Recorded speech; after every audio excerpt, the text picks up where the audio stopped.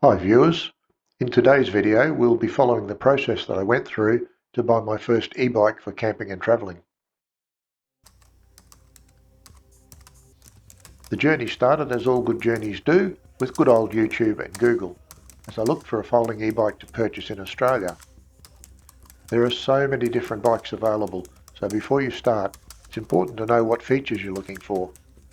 I knew that I wanted a bike that was not an unreasonable price, had reasonable size wheels, as little weight as possible, good range from the battery, and if possible, the option of riding without pedal assistance. My final selection was from an online retailer called Always Direct, who had a bike that met all of my requirements and which was also at an affordable price.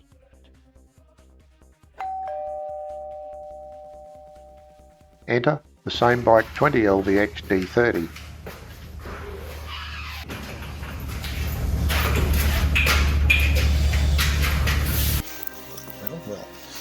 So the box is come and it's reasonably intact. There doesn't seem to be any damage to it.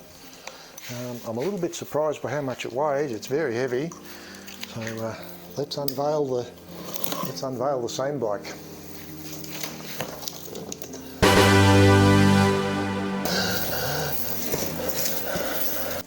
Wow.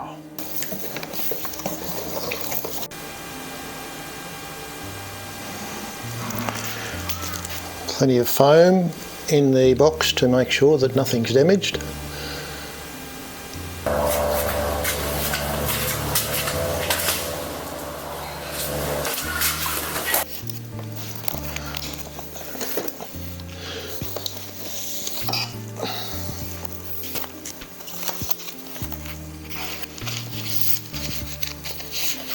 The seat and the seat post.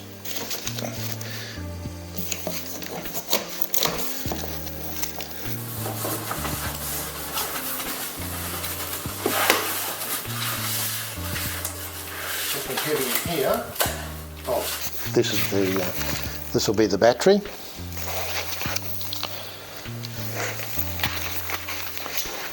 Set that aside. And the frame's got a built-in handle on it, which makes it very easy to lift out.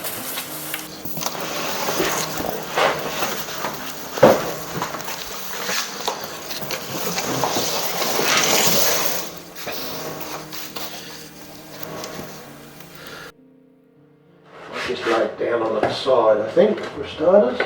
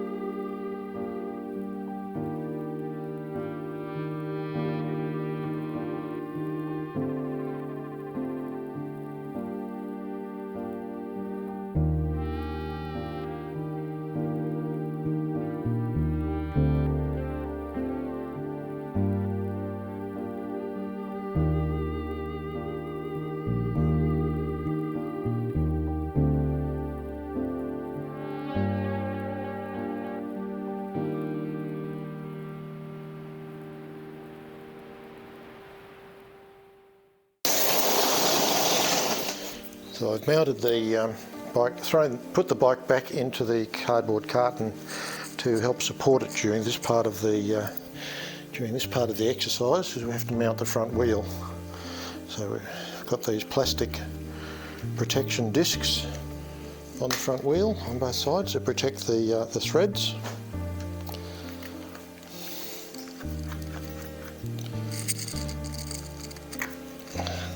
come off like that. We look for the disc, which obviously goes on the disc side. The manual shows doing this upside down, but I think for our purposes this will be good enough. And then we've got a quick release mechanism.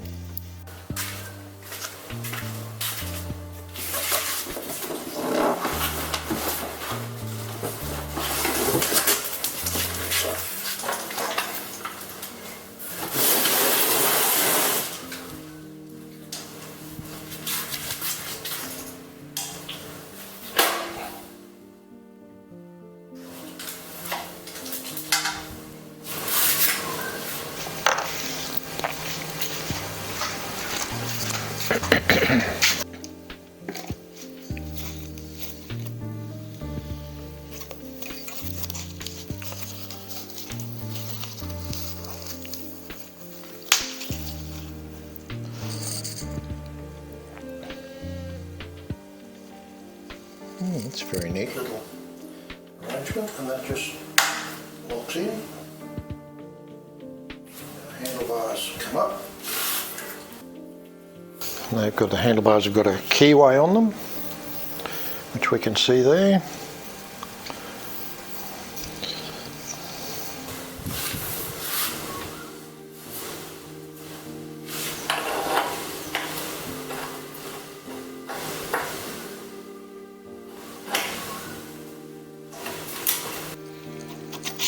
There we go. Lock.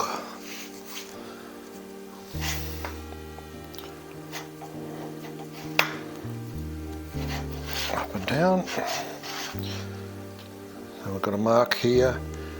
Minimum insertion 28.6 millimeters. So there.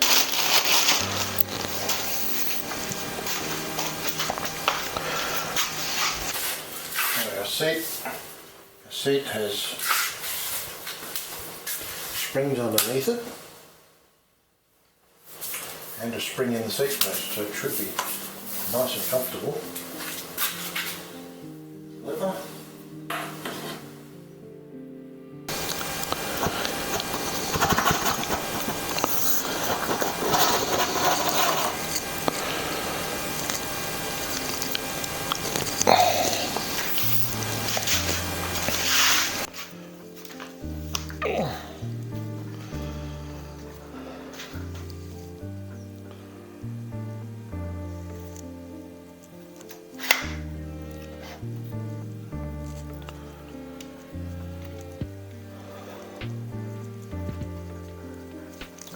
Bouncy, bouncy, bouncy. Some air in the tyres wouldn't be a bad thing. This is the handy little toolkit that comes with the bike, so if you were someone who didn't have any tools, there's probably sufficient basic tools in here, a few Allen keys, a couple of flat spanners, a little screwdriver to have you assemble the bike without need for recourse to other tools.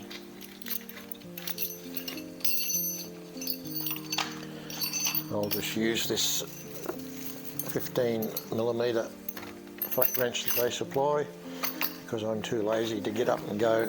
Make sure it's the right size actually. Yep. I'm too lazy to go to the toolbox and get a proper spanner.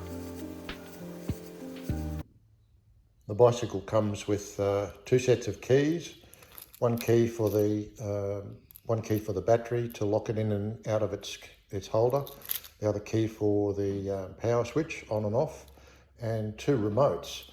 And the remote allows you to operate the bicycle completely without keys. It has 4 switches on it.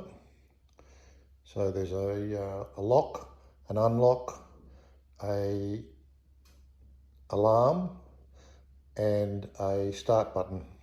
Interestingly, if you lock the bike with the remote, it will set an alarm which means that if the bike is tampered with in any way while it's parked up, the alarm will activate.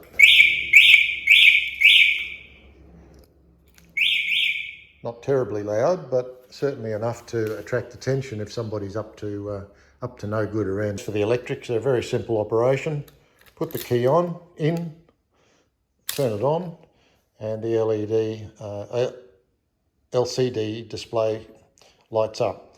This gives you speed over the ground, 3 functions down here, being a trip meter, a total mileage meter, and battery voltage. And that's activated simply by pressing this M button. And we can see at the moment we've got 52 volts, and there's also a very handy little battery gauge to give you a quick at-a-glance reading of your battery power. Next to the LED controller is the throttle, which I have to remember when the bike's turned on, it's going to take off. So, and then on the other side of the handlebars, we've got a mobile phone holder with a convenient USB port in here to hook up a charging cable if you should need it. And over on this side, we've got a headlight switch, which turns the headlight on and off. That's, as you can see, that's very bright. And instead of a bell, we've got a little electric horn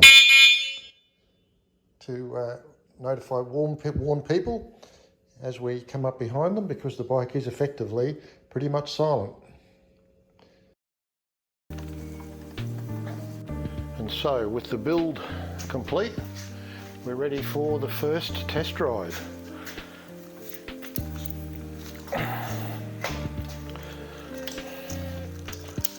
Ignition on, all systems go.